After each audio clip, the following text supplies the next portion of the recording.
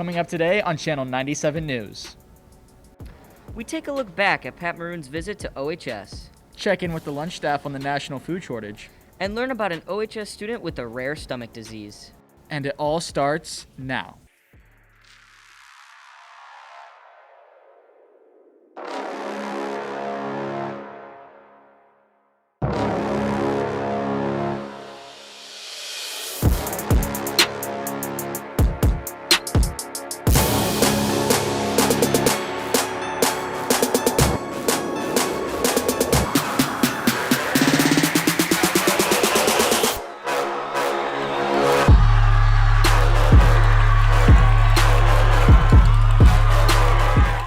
Welcome to this edition of Eyes on the Tigers, Channel 97 News. I'm Matthew Churko. And I'm Drew Lieberoff. The annual food drive will begin on November 3rd. Please bring in non-perishable food items and personal hygiene items to your A&P. The winning A&P from each grade level will receive a donut party, and the overall school winner will receive the coveted food drive trophy. Can any A&P win the trophy away from Ms. Lieberoff's A&P? Not to mention, you can earn points towards the year-long grade competition. Bring in items starting November 3rd. I bet the lunch staff understands the need for food right now. They sure do. Caleb, Lindsay, Michael, and Michaela take a deeper look at the challenges facing food delivery in the district. Good morning.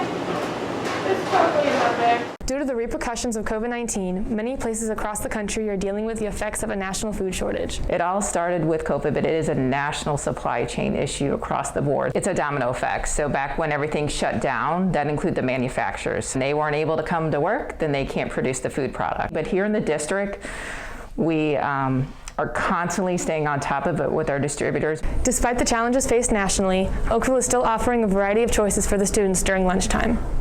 I met with the principals before the school about the options, and they kind of wanted to go back to having more options versus last year when each line was the same. We offer 7 entrees every day, but it's not necessarily a guarantee. The district is working hard to minimize the effect that this issue has on students.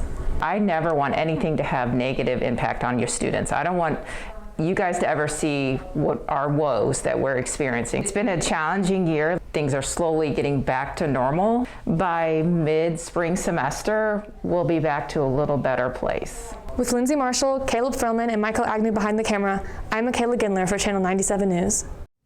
We thank our cafeteria staff for all of their dedication and hard work. For our next story, we take a look at an OHS student who is facing her own dietary challenges. Let's learn more about Courtney's journey with gastroparesis. When I was probably 12 years old, dance was like a full-time job practically. I was doing like 30 hours a week of dance. When I was a freshman, I was in color guards, always practicing twice a week, and then during the school days also. She never napped. She was very energetic and participated in lots of activities and was pretty much always going. When gastroparesis happened, all of that kind of stopped. It took many hospital visits for Courtney to get the correct diagnosis. Before January 29th, a lot of things were different. I started with appendicitis pains, so I went to the doctor, to the ER, and they said that I was constipated. I was not constipated. I ended up having surgery in February, and things didn't get better after that. And then in March, I was diagnosed with ulcerative colitis and GERD. Again, after those were treated, I was still feeling sick. So by May, I was finally diagnosed with gastroparesis. But what exactly does it mean to have gastroparesis? There are different grades of gastroparesis. I have the 3rd grade, and the 3rd grade is when you have less than 70% of your stomach function. You're probably gonna need some sort of nutritional support, in my case, a feeding tube. The feeding tube, it goes through my nose into my esophagus, past my stomach, into my small intestine. Then in my small intestine, it just puts out all of the food that I give it. My feeds at night last for about 12 hours. Then in the morning, I add more to it, and those continue to run throughout school until about 5 p.m. when I get home. Every day, I have to take medicine 3 times a day, in the morning, in the afternoon, and at night. I've gone through different procedures called scopes.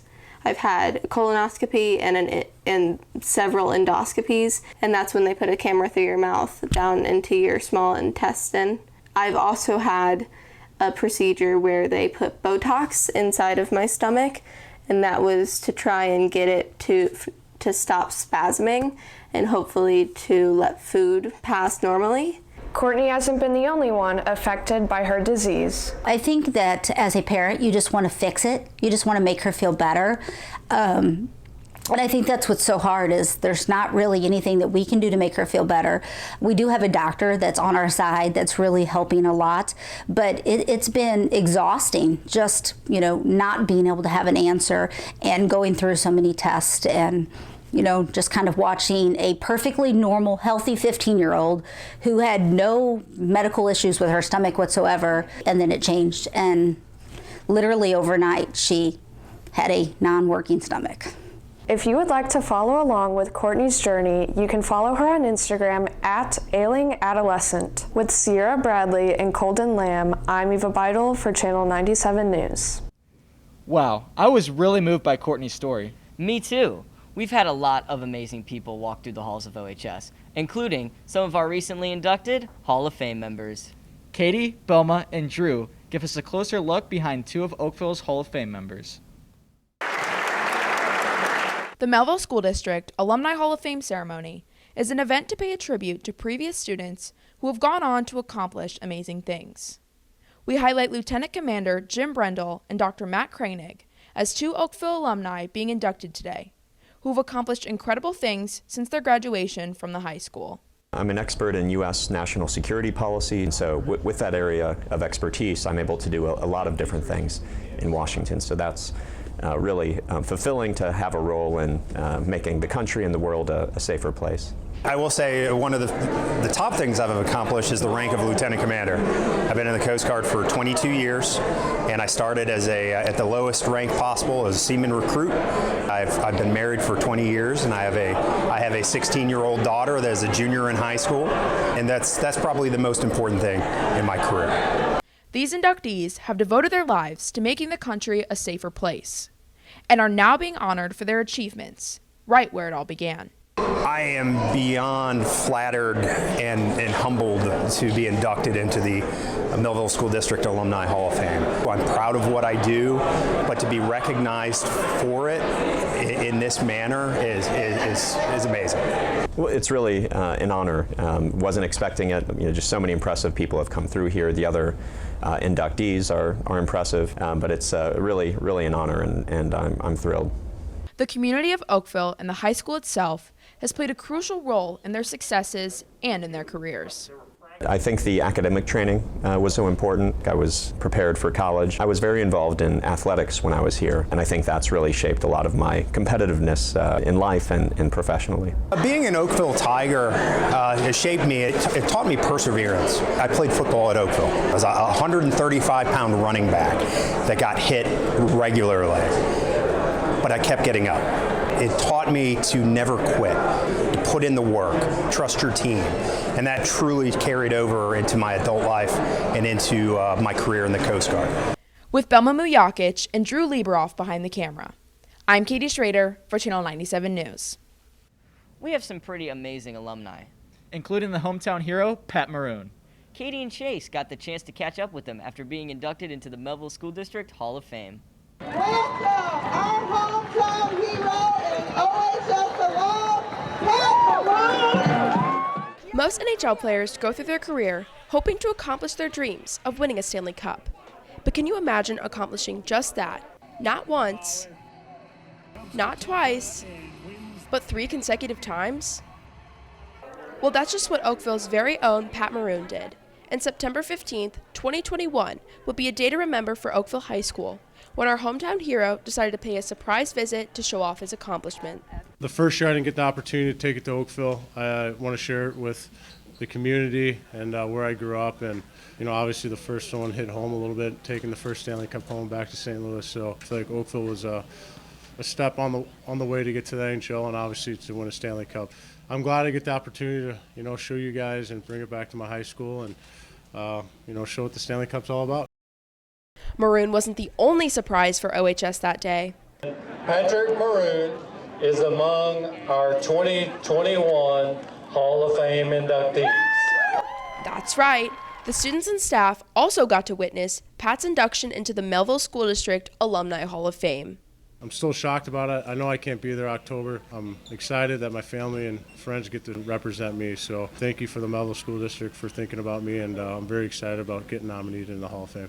For the Alumni Hall of Fame committee, inducting Pat Maroon was an easy choice to make. So I think Pat rose to the top very quickly in terms of aligning to our portrait of a graduate. He's reached the pinnacle of his profession. You don't become a professional athlete and achieve at that level if there's not a level of perseverance and to be self-aware. There's one thing I have to do before I speak to you guys. Although he doesn't play for the St. Louis Blues anymore, the pressures of his hometown and the support of his community still follows Maroon wherever he goes.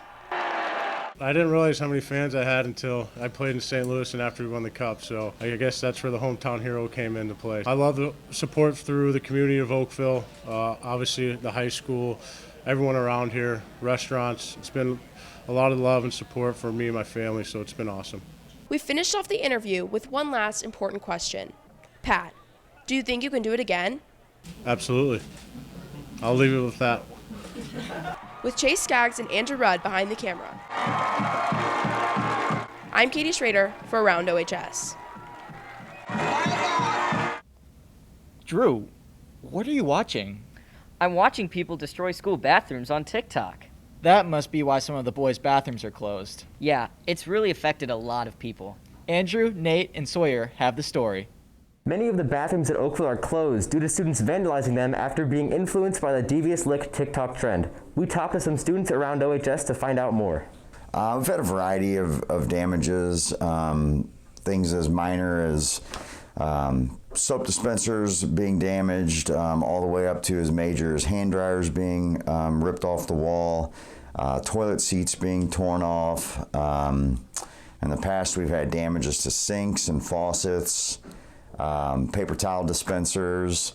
We weren't able to get footage of the inside of the Oakville bathrooms due to privacy laws, but here's what students are feeling about the situation. It's affected me greatly. I have a small bladder and I need to use the restroom a lot, and waiting 30 minutes when I extremely have to go and making a hall pass, and then I can't control when others are in the hallway, and there's only a certain amount of people in the hallways also, and that I have to be monitored while using the restroom. I also have performance anxiety, and most times I cannot use the restroom when there's someone watching me. Well, not watching me, it's just someone weird guarding the door. Students have strong feelings about the closing of bathrooms. I feel like people deserve to go to the restroom if they need to, so I feel bad for those who actually have to go. But for those who don't and just want to just mess around, I feel like they deserve it. Oakville is a home to many students.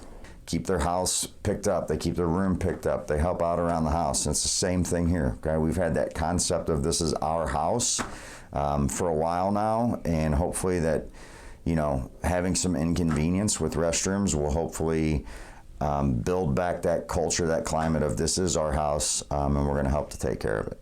With Nate Rouse and Andrew Blanchett, I'm Sawyer Best with Channel 97 News.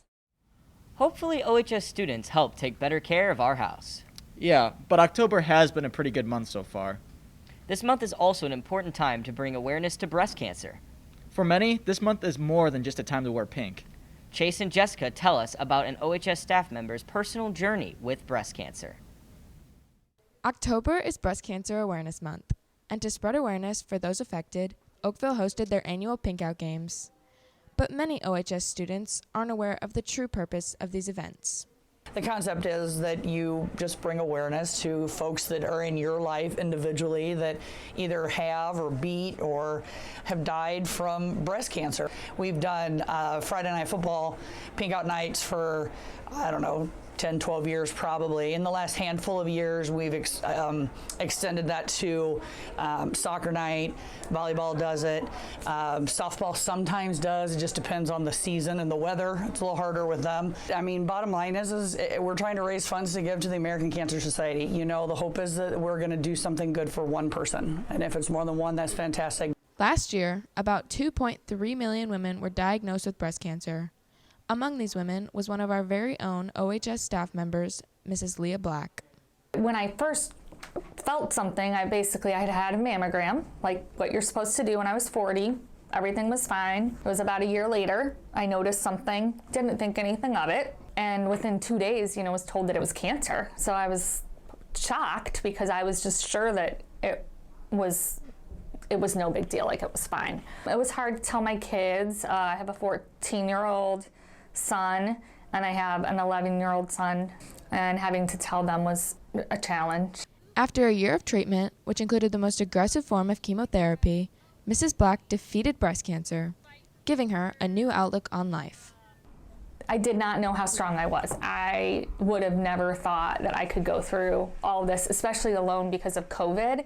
I couldn't have anybody come with me to surgeries or chemo or any of that, but I'm strong, and I can really handle anything. It's kind of refocused me to just enjoy life and nurture the things that are important, not the stuff that doesn't matter. Thanks to increased awareness of breast cancer over the past years, more people have been able to catch it early and overall prevent it from progressing. With Chase Skaggs behind the camera, I'm Jessica Schmidt for Channel 97 News. At Oakville, pink is a lot stronger than you might think. And that wraps up today's show. If you'd like to see more of our content, be sure to check out myohsonline.com. We post news stories all the time. Thanks for joining us. I'm Matthew Cherko. And I'm Drew Lieberoff. And remember, Oakville, keep your eyes on the Tigers. Hopefully, OHS students take better care of our house.